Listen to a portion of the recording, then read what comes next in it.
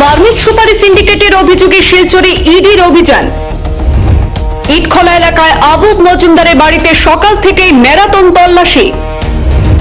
আবুক মজুমদারের আর্থিক লেনদেন, সম্পদের উৎস এবং নথিপত্র খতিয়ে দেখছে তদন্তকারী দল। অভিযোগ, দীর্ঘদিন ধরে সুপারি সিন্ডিকেটের সঙ্গে যুক্ত থেকে বিপুল সম্পত্তির মালিক হয়েছেন আবুক মজুমদার।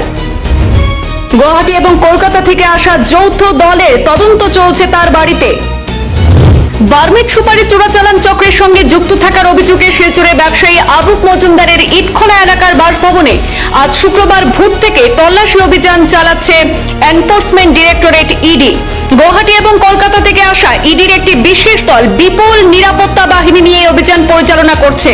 সূত্রে জানা গেছে, আবুক মজুমদারের আর্থিক লেনদেন, সম্পদের উৎস এবং কথিত বার্মিজ সুপারি সিন্ডিকেটের সঙ্গে যোগসূত্র খতিয়ে দেখা হচ্ছে। অভিযোগ, দীর্ঘদিন ধরে তিনি এই চক্রের সঙ্গে যুক্ত থেকে বিপুল সম্পত্তির মালিক হয়েছেন।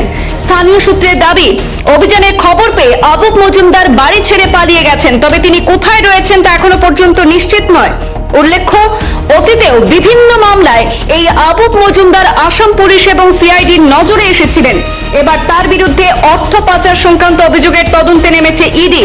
তবে ইডির পক্ষ থেকে এখনো এই বিষয়ে কোনো আনুষ্ঠানিক বিবৃতি প্রকাশ করা হয়নি। তদন্ত চলমান রয়েছে বলে জানা যাচ্ছে।